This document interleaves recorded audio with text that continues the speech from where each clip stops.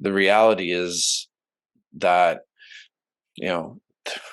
a whole multitude of people with diverse experiences and diverse backgrounds and all that could also be searching for it and could be clicking on these pages for information. Warning: Damian Andrews' growing revenue and profit, if implemented, will put more money in your pocket.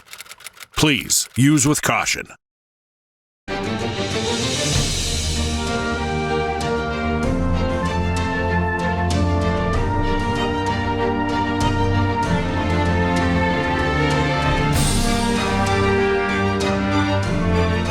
Welcome to Damian Andrews' Growing Revenue and Profit with international speaker and revenue and growth specialist, Damian Andrews. This is your source for practical, usable, and simple action steps that you can do every day to put more money in your pocket. And now, the host of Damian Andrews' Growing Revenue and Profit, Damian Andrews.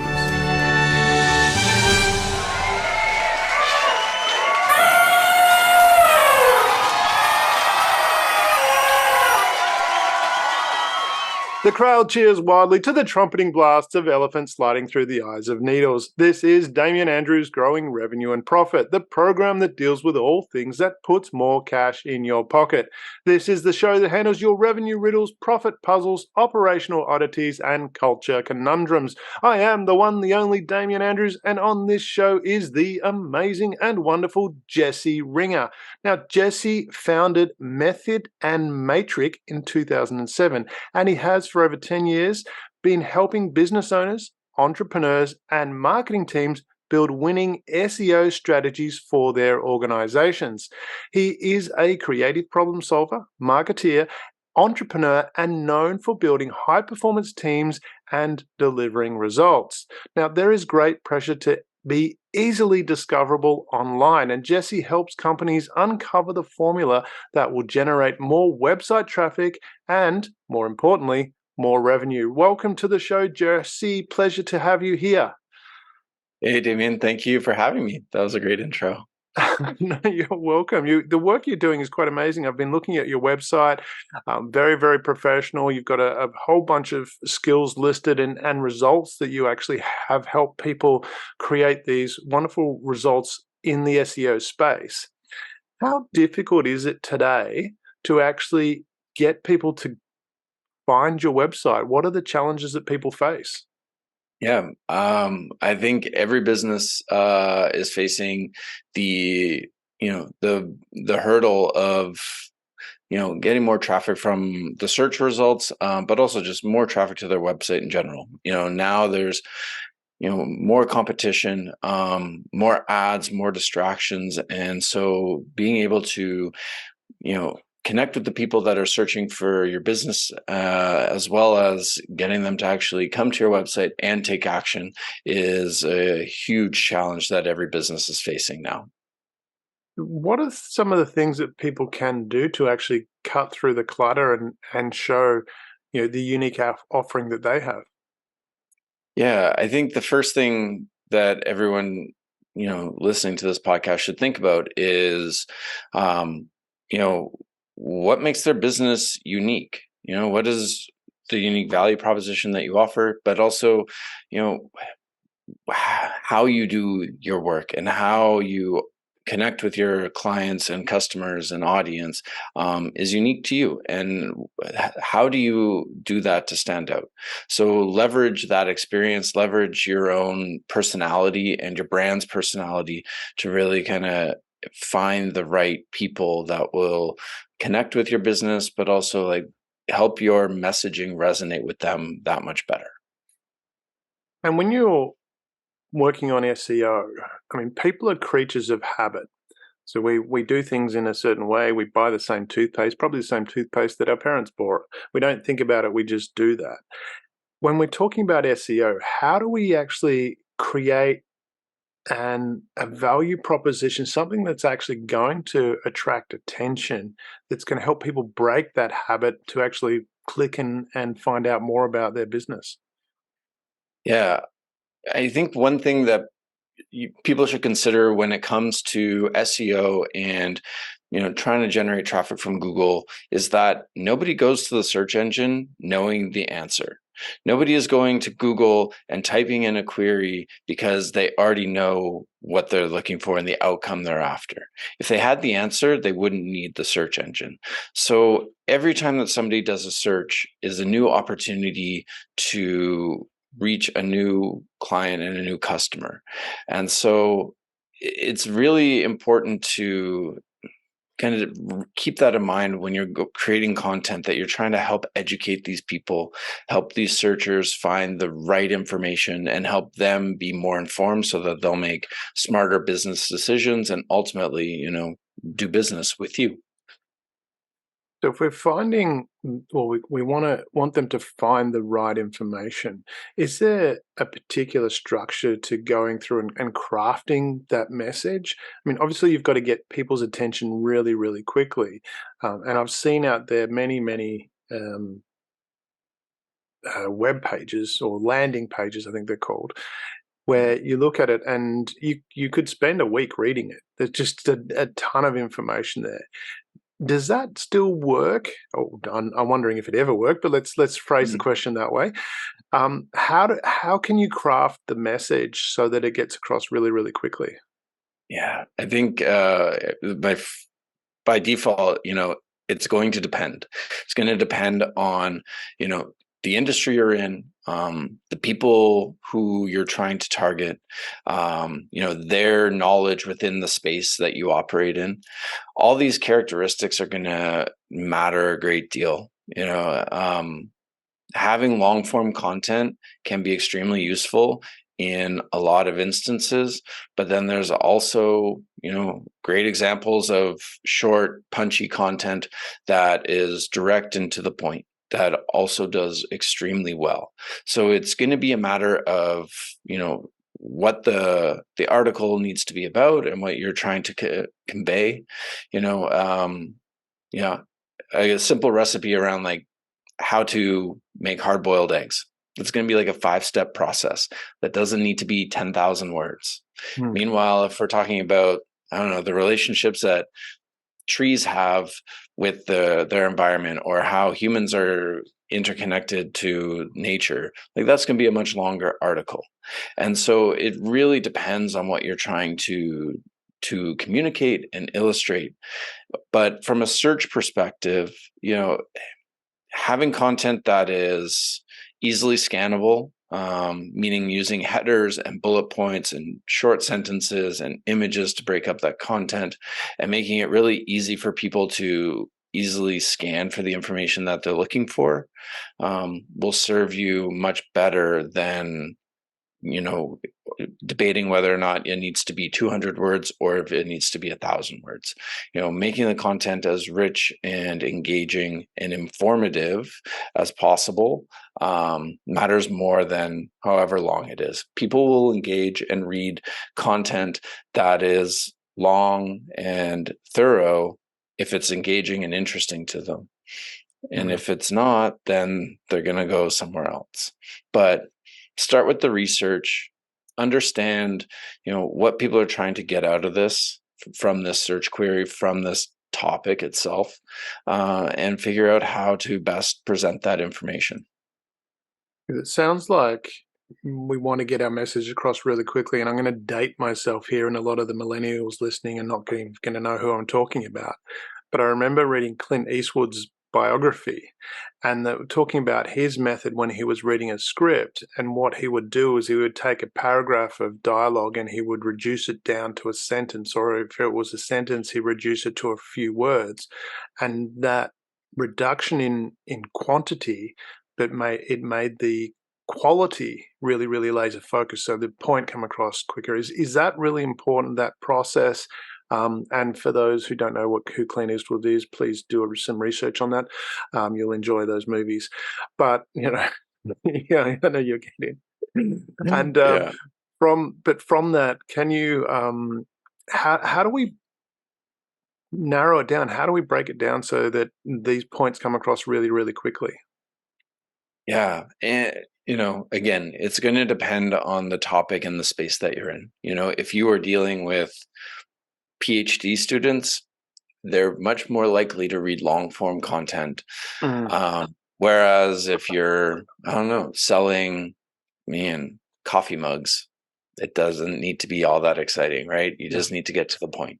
So it's going to really depend on what you should be doing. But at the end of the day, like, if, that old saying of like, if you can't explain something simply, you don't know it enough. Mm. Always try and make your content as simple as possible.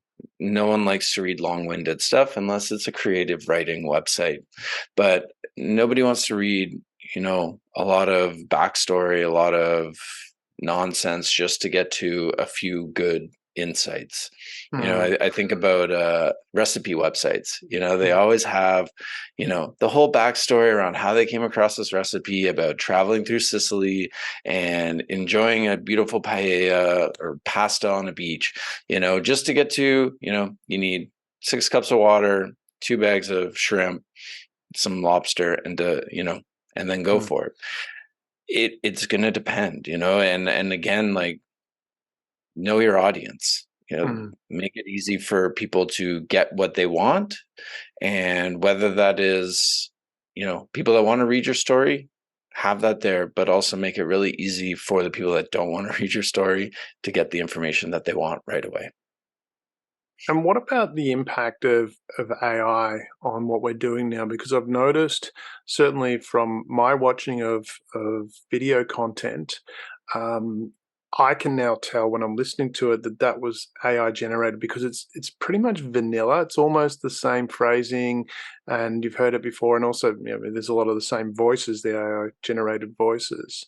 How important is it today to really make sure that if how do you use AI to actually leverage without then falling into that cookie cutter, "Oh, we've seen this before"? Yeah. So to your first question, AI generated content in any form, in my opinion, as of right now, this is 2023, it's still new. It's going to be vanilla. It's going to be really safe, because right now, all it is taking the average of the ideas that it's read and accumulated through in its database. So it doesn't have the polarity or the strong opinions that, or the experience for that matter, to really have a firm understanding or a fair, like a strong rooted argument. It's going to be extremely neutral. You're not going to lose any arguments with that content, but in my opinion, you're not going to really win people over or convince anyone that it's a better method. So when it comes to AI generated content, like, yes, it does speed up that process of writing new blog posts, writing web pages. But again, people want to do business with companies that they like, know, and trust, that have a bit of personality, that, they want to feel that there's like some kind of connection to the business that they're giving their money to. You know, gone are the days of just people like Amazon does really well, but it's also because it's a convenience thing. But for small and medium-sized businesses who don't have, the reach and the capacity that Amazon has, like, you need your personality, you need your brand. Like, what's the point of running a business if it's just going to be the same as everybody else's? And the same goes for your content. And Google knows when content is, taken from a computer and copied. And like, Google has like trillions of data points. Like, Google knows when it's made up. Google knows when it's duplicate content. And so, on that note, I'd say, like, tread carefully with it. Use it to help speed up your process. But at the end of the day, you're still going to need to create content that is original and distinct, and that matches your brand. How I see a lot of SEOs and content marketers kind of leveraging AI is, using it as a prompt and a starting off point, helping to get a bit of a sense of what the story could be within that article and that piece of content, and then building it out from there. The thing is, with the, like, ChatGPT as one prime example, if you put in the same prompt as 100 other people, you're going to get the same article 100 times. And even if you're adding in different characteristics and different prompts and so forth, it's still going to be kind of the same as everybody else's. And if you're running a business, why do you want to be the same as everybody else? So I'd say tread lightly with it, but it's only going to get better. But then on the flip side, you got to compete with copyright infringement, and a lot of creators are starting to fight back on their content being used without proper authority or proper attribution. So I don't know. That's like a big can of worms, and there's tons and tons of perspective on it. But I think at the end of the day, if you're running a business, you need to showcase what makes you unique and what makes you special. And I don't think AI is at the level yet to do that for you. Certainly, what you're saying there, and I've experienced that by playing with it myself, is it is very vanilla. It's very safe. It certainly doesn't have an opinion, and not one that's going to spark some sort of emotional responses from what I've seen. Which at the end of the day is, and you're dealing with people. You want to have an emotional connection. How do you? And you mentioned about, and you've said this a few times about finding your own unique voice. Let's step away from AI for the moment. Let's How do you take through people through the process of finding what is their unique selling point? Yeah. Usually when a business comes to us to help with their SEO, they've established some of those guidelines, and they have a sense of where they fit into the market. But in the few instances where they haven't established that yet, we'll work with them in a few areas in terms of, figuring out, we'll do the exercise of like who their target audience is, try and figure out why these people started their business to begin with. And kind of going through some like role playing and questioning to figure out what is their unique view that we can then leverage and put into the website. But oftentimes, like, they will be far enough along in their business journey that they've already have a good sense of where they fit in the market, what makes them special, what type of people they're trying to connect with. And then we will take that and extrapolate that and put that into our own research around keywords and strategy and kind of what content we'll need to produce for that. But taking people through that journey, and is it a case of coming back to this point of not trying to please everybody? You mentioned that a couple of times before. It's identifying what are the key clients that you're after, what is that client avatar, so to speak, and then targeting that. Is that a key process to the SEO? Yeah, for sure. Because I mean, that is definitely a part of it, because on one hand, you know, we need to know what the messaging is going to be once that searcher arrives on the website. From a search perspective, we don't really look at demographic data. We don't look at psychographic data because we're looking at keywords. A 75-year-old woman could theoretically be searching for the same thing as a 25-year-old man, right? From different ethnic backgrounds, from living in different cities, maybe even different hemispheres. You could be looking for the exact same thing. So that's one thing that we do have to kind of navigate around, is that although the messaging and the tone that we're going to have on the website is going to be tailored to that ideal audience member, the reality is that a whole multitude of people with diverse experiences and diverse backgrounds and all that could also be searching for it and could be clicking on these pages for information. And so, although we do want to have a clear sense of that ideal person, we still kind of have to, in the kind of the background of it all, acknowledge that there will be people that come through this website that are not our ideal customer. And, how do we kind of bridge that gap and make sure that the information is clear, but also that, we are using certain emotional cues, design cues, even specific wording on the webpage to kind of signal to our ideal customer that they are who we're trying to reach. And one example I could use is we work with an employment lawyer. And, when someone gets fired, they're upset. Most people search for wrongful dismissal type language or wrongfully fired. But for this law firm, their ideal customer or client is someone who has been in an industry for quite some time. They have a pretty senior role, and they are generally in a position to capitalize on a higher amount of money when they have to go to court.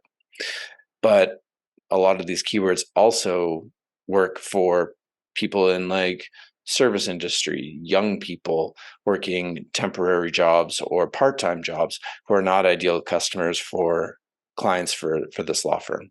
So we had to create a language where we signaled to the audience that we're looking at more senior type roles, leadership positions, and so forth, to kind of weed out the ones that were not an ideal customer.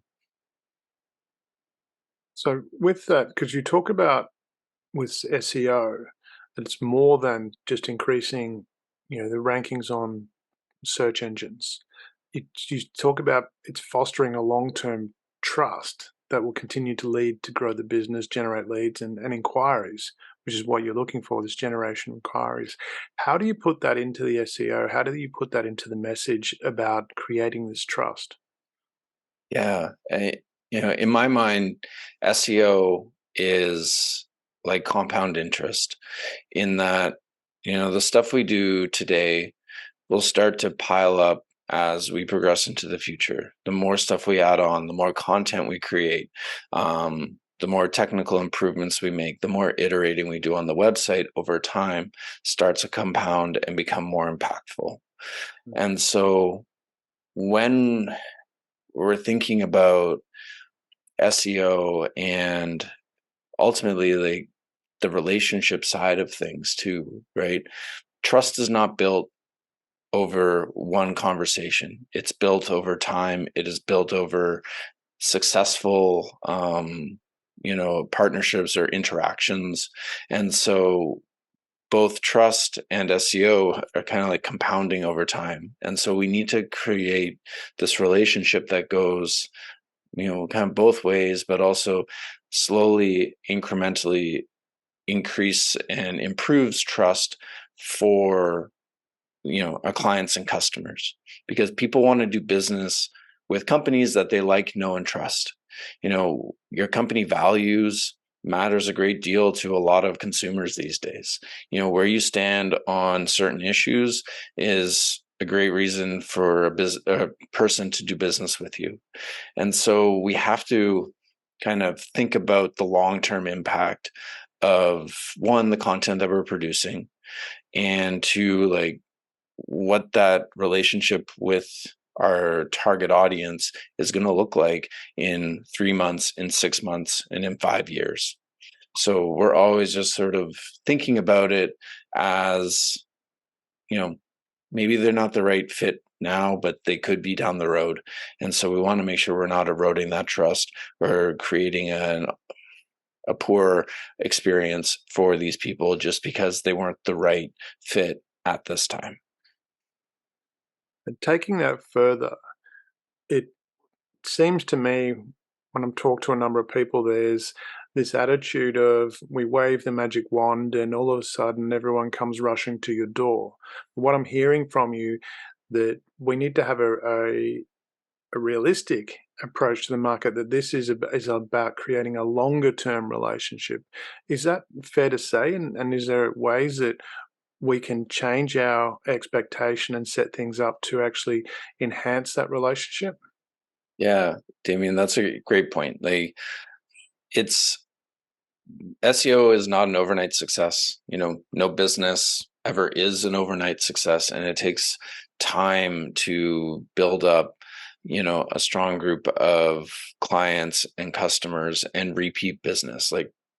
And so we need to be able to, one, grow with our audience, grow with those customers and clients, meet them at the different stages of their buying process. Because there'll be people that are like maybe just trying to figure out, you know, what problem they're trying to solve and how do you help with that. But then there's going to be people that are aware that there's a problem but aren't really sure what the solutions are. And then they'll get to a point where they know what the solutions are. They're just trying to find the right brand to work with and the right person to, solve their problem. So those stages all could take, depending on the industry, could take a week. It could take 6 months. And you want to make sure that you're able to address those concerns at every different stage throughout the entire process, and the more that a person sees a brand, whether that's on social media, whether that is SEO, whether that is podcasts, like every touch point helps to kind of create that trust and create that familiarity so that when they are ready to take action, they know when they see your listing in the search results, like, oh yeah, this business has been pretty steady. I trust that brand. They won't know this like cognitively. This will be a lot of subconscious stuff. But once they see your website and see your brand name again, they'll be like, I can trust that business, and then do, transactions and all that great stuff. So the SEO strategy has been set up. You've got everything organized and people are coming through to the website. Now, one of the other services you talk about is conversion rate optimization. And this is part of that process. You've got a number of people, leads, so to speak, and then you take them through that process. How do you help make that happen in that online space where people actually then, you increase that conversion rate? What are some of the strategies that you use? Yeah, with conversion rate optimization, we're always looking to reduce friction for your visitors so that they can take action and be confident about that decision they're making. So, what we're looking at is a number of things. Is the messaging clear? Is it easy for a person to complete the desired action that you want them to take? Is it smooth? Can they trust you? Does it work on mobile? We're looking at all these different things that might create, speed bumps or derail people. Having too many pop-ups, having, pop-ups at the wrong time, calling for more information that is really relevant to the transaction might be another thing that derails them. So we're like assessing kind of the psychology of your customers and your website visitors based on what people are clicking on, what people are engaging with. We're looking at where they're dropping off, and we're just trying to minimize the distractions, put the blinders on for them, and allow them to, take action in a way that feels like that was a great experience for them. And that's kind of all of it in a nutshell. We'll do a ton of A/B testing. We'll check our own assumptions about things. I might know what an ideal checkout is for me, but it could be very different for someone 10 years younger than me or 10 years older than me. All those different life experiences and everything that goes on with that kind of stuff will impact how people want to engage with a website. I spend every day on the internet, and most people do too. And I'm interacting with businesses and brands and websites in a way that is probably not as common as the average person. And so I'm much more in tune with how to go through a website. But if our audience are people that are maybe only spend an hour on the internet a week, so they're not totally familiar with like a checkout process and all that kind of stuff, how do we improve that experience for them? How do we make it easier for them to take action? So we're always trying to understand the psychology and the behavioral I don't know, rhythms that go on a website for each industry and each client, and making sure that their audience and their clients can take real, genuine action on their website and feel really confident and comfortable about doing so. So what you're working there in this conversion rate optimization is about creating a comfortable and user-friendly experience. Are there key elements to make that, again, more friendly? And that was something Steve Jobs talked about a lot, was creating that intuitive process. And for the people that like Apple will resonate with this. For those who don't like Apple, suck it up, because I like Apple, so it's my show and I'm doing it my way. And but that I like to have a bit of fun. That intuitive process. How do you go about creating it in a more personal ways that people just naturally go with the flow? Yeah. There's a lot of factors involved in that, whether the person is on a MacBook or they're using an Android device, the time of day, their age, their experience with it all, it's all gonna matter. But like you said, And don't get me wrong. I mean, I'm still friends with people who use Android. It's okay. I can handle well, that's great because it. I'm on a MacBook and my phone is a Samsung, so we can have a But healthy conversation. you've got the duality Um, happening there. yeah, but like comfort and familiarity is going to depend on your industry and then also like your audience type. If we're I try to avoid speaking about generational groups, but like if we're talking about boomers engaging on an e-commerce website, this is broad generalizations, versus a Gen Z who has been on the internet since they were like 5 years old. There's gonna be a disconnect, right? And those experiences will be different. But at the same time, we want to make sure that we are able to demonstrate and communicate, our expertise, that the client, the customer can trust us, and that comes down to having good security on the website, cookie consent forms, perhaps like privacy policies too, like these little things that go into it. The platform you use, like if you're on Shopify is a good example. People trust Shopify. People Mm, know that their data is going to be safe. mm, But if you have a website that doesn't really convey trust, people are going to be really reluctant to give you their credit card or even like give you their email address, because it's not really clear what you're going to do with that information, mm. or if their information will be protected and secure. So it all depends, like the colors you choose on the website, the imagery that you choose, the messaging, the size of your buttons, like all these like little seemingly unimportant things all impact the behavior that happens on your website. So you have to create trust. You have to demonstrate that you know you're going to deliver on your promise, and you're familiar and comfortable, and meet your audience where they are and not the other way around. So when you're talking about meeting the audience where they are, a friend of mine, he's older than me, so he's he's not in stone yet, but he's getting up there. But when he first started his business, he tried a couple of different means of reaching the audience, and this was well before the internet.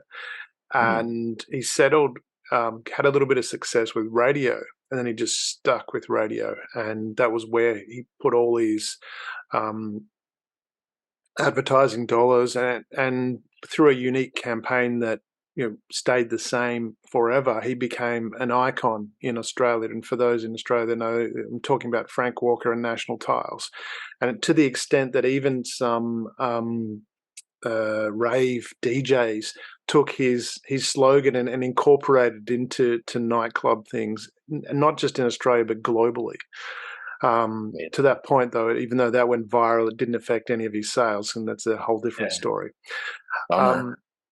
But when you're talking about the boomers, the Gen X's, the Gen Z's, is it again coming back to because when I look at his success, he picked a market, he went after that market, and he did that really, really well. And before he handed over to the business to his son, he said, if I could spend any more money on advertising, I'd put it all into radio.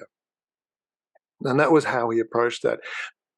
Is that again coming back to we really need to be clearly identifying a target market that we're after and focus on exploiting, use the word exploiting, but in a good way, exploiting that market to its fullest rather than having a scattergun approach trying to reach everybody?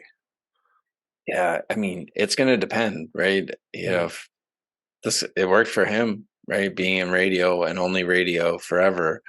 But what happened when people tried to Google search him or tried to find him on LinkedIn or Instagram? Those are things that can certainly, be missed opportunities. I don't know the whole package, So I the was whole getting more circumstance, to but that as a metaphor of when should we be focusing on that one target market, identifying our ideal customer avatar, and then targeting those people and just stay focused on that. If we're focusing on boomers, the messaging is going to be different to Gen Y.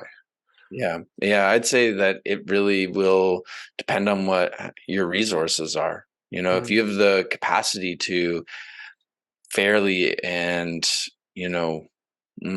strongly target two different markets, whether they're age groups or locations, and then by all means branch out. But I think you'll know your business best, right? And what your capacity is.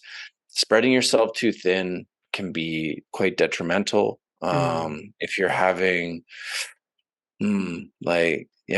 it's like if you have yourself on 10 social channels, but you don't post on them all, or you're just kind of posting average stuff on all of them rather than digging deeply into, say, TikTok or Instagram or YouTube, diving into something that making it the best it could possibly be. I think the latter is going to be a much more successful strategy than trying to blanket all of the social media channels. And the same goes with your website. If you're too scattered and trying to offer too many things without the framework or without the proper resources to give them all a good showing, it's going to be really challenging. I'll even speak to my own example. When we first launched Method and Metric, we had in there App Store optimization, because it is exactly the same as SEO, and we do keyword research, we do targeting, we do all these optimization techniques, but man, we got zero business from it. And so it was a thing on our website. It did okay, and we still probably have some blog posts about it, but at the same time, it brought in $0. And so focusing our energy on this avenue, this vertical that didn't bring us anything, was kind of a waste of time, really. And so I would say be really honest with yourself about it. If you could do all the markets and do them well, whatever that market looks like, then do it. But you're going to have to look at the data and be really sure that you could put the energy into it. Because if you're putting energy into something that isn't working well for you, that means you're taking that energy away from something that could be working really, really well for you. And there's that opportunity cost that you always have to consider. Yeah, and that's the point I wanted to get to with that question for the audience as well, because we talk about that in the Max Time program that I work with, because time management, it's a misnomer. time is a constant. It's the same for everybody. What makes a difference is how you manage your effort. And that's, as you said, and I love how you summed that up. If you've got the resources, you could probably do all markets if you have the resources to do it well. But if you're not doing it well, it's better to focus that time in or your effort in that area that you are going to do well, coming back to that analogy of radio. And I'm not suggesting people focus on radio, because a lot of people don't even know what radio is today. Coming from a person who has a radio station. So, but you mentioned about in the beginning. Let's talk about that journey. You've decided you've been working in SEO for 10 years. When you were there, and then you've decided to start your business. What were some of the key factors that drove you to want to start a business? Because when you look at the numbers, a lot of businesses fail. It's a time and really intensive process, and for most business owners, they will be the ones working while all the employees work and then go on holidays. Yet they'll work through holidays. Most business owners don't take holidays because they're so busy. What was the motivation for you to want to start your own business, given all that risk? Yeah, I think that there was a lot of micro moments that led up to it. I think that there are too many personality traits within me to, like, one, I'm really stubborn. Two, I am quite independent, and I tend to have very strong opinions about things. And those three characteristics, I think, especially when I was first starting out in SEO and in my career, like I struggled watching other business owners like run their business in a way that I felt that I could do it more effectively. I don't know if it would have been better, but I just didn't agree all the time with how things were done at the companies I worked with. So that was one facet of it. But even as early as in high school, I was fascinated by entrepreneurship, about creating a business for myself and what that could look like. And so that was always in the back of my mind. I never really knew what that would look like. But I kind of fell into doing freelance consulting work as an SEO quite early in my career. And I had a tremendous amount of support from friends and family to kind of help me get clients, help me continue to grow and establish my business and my professional career. And so that was a big boost. And then I was about 5 years into doing the consulting work, and I was enjoying it. I really liked working for myself. I enjoyed being on my own, but there's always that kind of nagging question of like, well, maybe I should start an agency.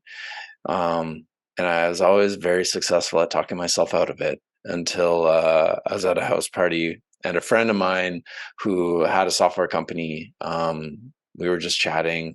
He was asking me how business was going and all that kind of stuff. And then he's like, if you were an agency, we could send you a lot of work. And I was like, great. And it was just that kind of that vote of confidence, because like the next business day I went and got incorporated and started the whole process of launching an agency. And so it was some external validation. It was like the biggest push. But it always was this thing in my mind where I was like, what's the next challenge? What's the next step of this? Increasing revenue every month, making money. That's fun. But again, like that doesn't keep me at least motivated forever. And so starting an agency, it's hard work. It's been super challenging and super rewarding. And, like you said, like my team goes on vacation and I come into the office on weekends. But again, like it's never the same. Every day, every week is its own little, ball of emotions that is generally very fun and rewarding. And when you're on the other side of the crappy experiences, it's amazing. I have a thing that is mine, and I have a team that is fantastic, and those things are hard to find anywhere else. So yeah, that's kind of the whole thing of why I chose to start an agency. So is it a case of that it's, I know it's cliche, but it's love what you do. You enjoy, as you said, you come in on weekends, and I relate to that. I mean, I was up till midnight Yeah. last night doing work because I was enjoying doing it. It wasn't, I wasn't wanting to just sit there and watch another episode of Star Trek. I'm a Star Trek geek. Wow. And it was, so it was, I started to watch a little bit, and then I went, no, I want to finish this because that was more enjoyable. Is it really that mindset of that makes a difference? Because I've worked as an employee as well, and that kind of bored me a bit. I think you have to enjoy it. I mean, I really love SEO, but these days within Method and Metric, like my role has moved away from being a tactician to, clearing the way for my team, helping to, establish relationships with our existing clients, but also new ones, helping to, get out of my team's way so that they can do their best work. And really just kind of running the operation side of things is really shifted. So yes, I mean, you have to really enjoy those things, because otherwise it's going to suck and you won't do them. And you have to be enthusiastic about it in a way that, like, for me, I'm motivated by the fact that if everything goes really well, like, that's all going to come back to me at the end of it. And I'm rewarded by the challenges of like navigating the people relationships and navigating, how do we demonstrate value and making sure that my team is motivated and excited about the work that they're doing and those kinds of things. And so, yeah, I think it is about passion, but it's also, about being really good at never ever being fully in control of your own time. If you have people that work for you, and that includes like clients too, like they own your time. And, I think every day is just a new puzzle that you have to solve by the time you go home. And hopefully it doesn't get too complicated. You mentioned it there, and we talked about this in the pre-show as well. But tell us about how relationships are important to you and the type of client that you work with. What's the driver there? What are the key factors that you look for? Yeah. You know, SEO and in digital marketing largely, it's hard for us to demonstrate, like show a client, hey, this is the work we did. Do you like it? Because it's always iterating. It's never quite finished. Like we have deliverables, we have keyword strategies, we have analytics reports and things like that to show, but nobody could really like look at our strategy and be like, that's great work. Because the only thing that's really going to depend on our work being great is the results, and so it's not like a website or graphic design where someone could look at it and be like, yeah, that's really good. I can see that that is good. That's exactly what I asked for. So for us, relationships are huge. Like the trust going both ways. Like, can the client trust us to do the work that they need us to do? But also, can we trust the client to, continue to like move forward with their business, make decisions for their business that will, help their customers, but also deliver on that promise to their customers. Those are things that are really important, because if a client doesn't trust us, we're never going to be able to move forward. If they think that we are, don't have their best interest at heart, it's going to be really hard to make changes to their website, because they're going to come at it from a view that we are not trying to be helpful, which would be kind of crazy in my mind because, ultimately, if websites do well, then we look great. And that means that we can keep doing this for other people and for them as well. And so our intention is always to like do the best we can and make sure that every client is super successful. So we look for companies, and like the relationships that go really well are the ones like, yeah, like they trust us. They know that we're experts in our space, but that we don't know everything about their industry, and that they can provide the information that we need. We can provide them the information that they need. And it's really collaborative. And also like good relationship, also it's similar to dating. Like both parties need to be thinking at the same for the same longevity. Like if we're going into this relationship thinking like, yeah, it'll be 3 months and that'll be great, whereas they're thinking like, we want to be married in 5 years with 2 kids, it's like there's going to be a disconnect. And so we're always thinking and trying to figure out, are we aligned on that? And that takes time, that takes conversations, that takes trust. And so there's all those factors that go into those relationships. But yeah, ultimately businesses that really know that SEO is not a silver bullet, and that we are hopefully contributing to the rest of their marketing experience, their marketing initiatives, their advertising. SEO is kind of like a touch point for all of those things.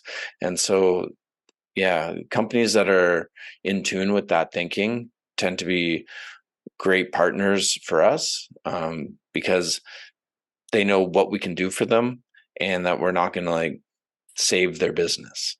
And conversely, like then we can work with them on a level that is, yeah, strong and long lasting. It sounds critical from your operational perspective that you're about creating long-term relationships that are offering continued value. Is that fair to say? And how do you show that through SEO, but how do you show that through how you operate as well? Yeah. Yeah. Long-term relationships are key for us. SEO takes time. Like it's going to take at least 3 to 6 months from the start of a project for you to see the impact of SEO.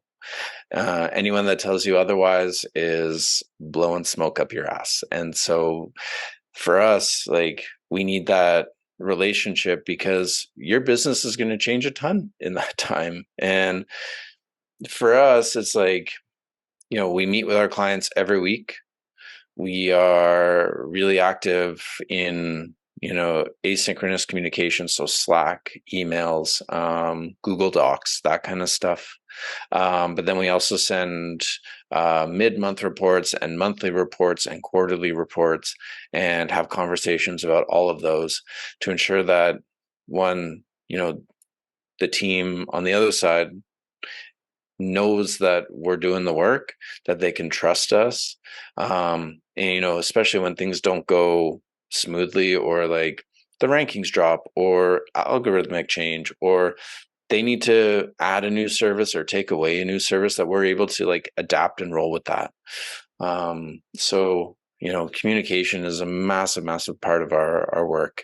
And, that's how we establish a good partnership that we can, in my mind, especially when we're working with teams who have, management to report to, or the founder to report to, like our job is to help make them look like they make smart decisions, make smarter decisions. That, our job is to help them, present to their leadership team like that their marketing strategy and marketing efforts are paying off. And so I think that is something that we take a lot of care in doing, is making sure that, hey, like this SEO is contributing to, yes, your revenue and your bottom line, but also look at the content and the sharing that's going on social media.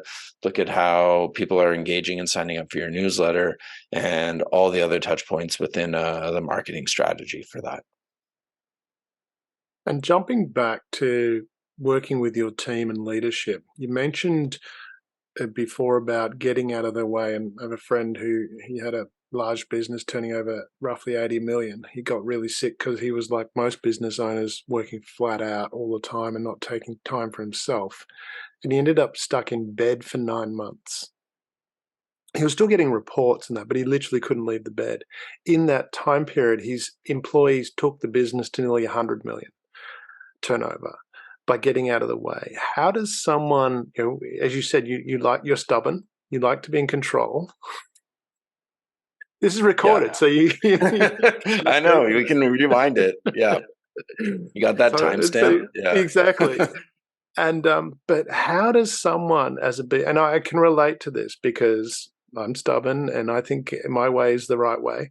And how do you actually let go and then become a listener for your employees and get out of their way? Oh my God.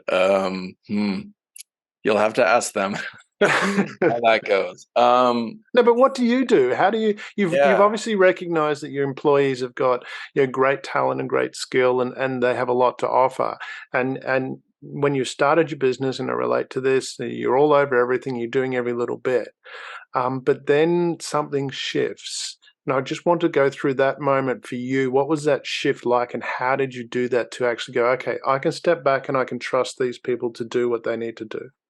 Yeah. I mean, it's been an iterative process. But I will say that some things that have helped me with that, one, hiring mature people first and foremost. Um, people that are passionate about the work they do and also have a good understanding of like what goes into an agency. But those are things that, I don't actively do. But for myself, when the team needs like guidance or is asking questions about like the best course of action for a website or for a client, I'll tell them to go meet together and come up with ideas before having me involved. Mm. Because as a founder, as the owner, and as their boss, like inevitably the default is going to come back to what I want. Mm. And that awareness in myself and that awareness in just how the hierarchy of my organization is like I have to get out of that room so that they can work freely and debate together and come up with a solution that works. And because inevitably, like I don't know everything. I have a strong sense of like what will work and what won't, but at the same time, my team has a whole life of experience, each of them, that contributes to how they got here and to all that could be a better fit. And there's a good likelihood that 4 people in a room are going to come up with better ideas than me. Mm. And so having that kind of awareness helps to do it. But it's a work in progress. There are days where I like jump into things and I'm like, why is it like this? We need to fix this right away. Like, and I'll go and inevitably veto something that maybe shouldn't have been. But it's hard. It's like, yeah, I think it'll be a forever challenge.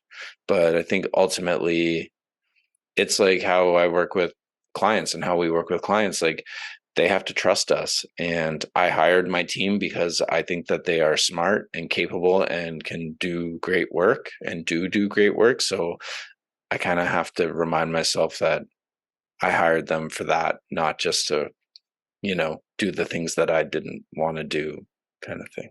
Yeah, thanks for being transparent and open on that one, because I know it's a tough question for a lot of people to face, and I Yeah. know from my own experience it's a tough thing to do to Yeah. actually to go through and go, okay, I've hired these people to do the job, and I need to trust that they're going to do that.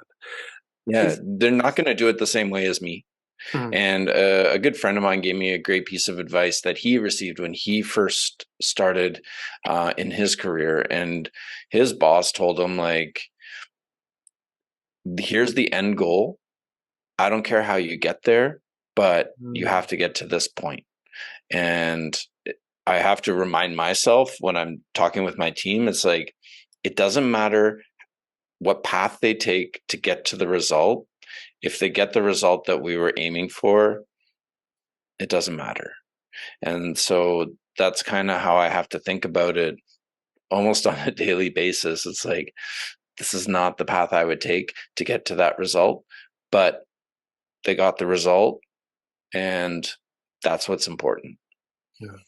Is that, that path taking and that the leadership approach of this, okay, we need to step back and go, okay, my job is to set the destination, and then how they get there. And to put that in context of how hard that is for me, just to relate to you, is we went skiing recently, and normally I drive wherever we're going. This time we went with another family, and a dad and son, and myself and my son, and he drove, and he went a different way. And that was, I was struggling not to say anything, because it was like, that's not how you get there. And it was just really an interesting psychological thing from my perspective to go, hey, that's not how we get there. But I remember also when I was working in a professional firm, I got frustrated because my team would come and ask me for advice all the time, and it was this sort of stuff they should know. So then I mandated that if they were to come to me for seeking a solution, they had to have 2, preferably 3 options, and that they presented, and tell me which one of those that they thought was better and why. But what I noticed from that was then all of a sudden they started actually, one, finding their own solutions, but then they even stopped coming asking me for questions because they sorted it out themselves. Is that part of an environment that you want to create? And how do you create that as a leader? Yeah, that's a great example. And I'm going to start applying that. But yeah, that's one thing that I'll do. And if, oftentimes I will get tagged in comments for certain work, or like, can I review this or that? And I will ask them to go get insight from another team member before they come to me. I like this idea though of like, you got to lay out your 3 options. But It yeah, works really, really well. yeah, like those kinds of things. And, I, when you're the founder, when you're an entrepreneur, like, we're smart. We're taking big risks, and we are. And I mean, I'll speak for myself. Like, I enjoy being able to demonstrate my expertise, and in whatever form that takes. And so it's hard not to be like, oh yeah, this is how I do it. Like, I'd structure this way, and then like the URLs will go this way, and like we'll have the content go like that, and it's boom, it's done. But that doesn't help the company in a great way, because I'm the knowledge expert, and then everything has to go through me, and I'm a bottleneck. I'm slow to reply sometimes.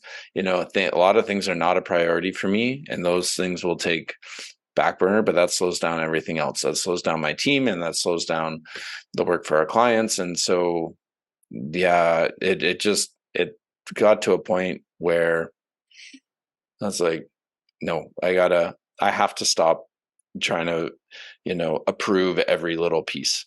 And that, yeah, easier said than done. By yeah, long shot, it's easier said than done, but I'm trying. So no, it's important as well, because a lot of our listeners are business owners and have these same struggles. And I'm probably, I would say, at the pinnacle of that, of being a control freak, and needing to learn to let go and allow people to flourish. And they do. They're quite amazing when you actually give them that freedom.